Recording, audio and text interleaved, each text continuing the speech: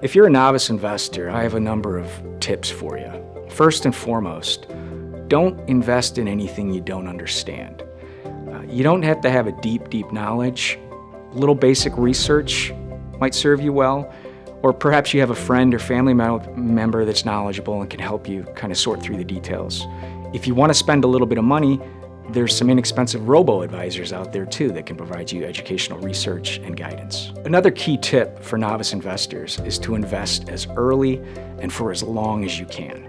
You're really going to capitalize on compound interest and the benefit of that long investing horizon if you do that. Always diversify your investments within asset classes and across asset classes.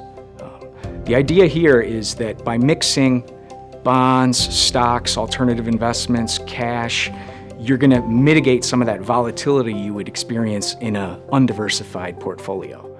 So over time, you'll have the ups and downs, but you'll end up at a higher spot than you would have if you didn't diversify. A final piece of advice for novice investors is to not react to stock market ups and downs, especially if you have a long horizon. The worst thing you can do is a knee-jerk reaction and start selling your stocks when the market tanks. You have a long horizon, so no short-term overreactions.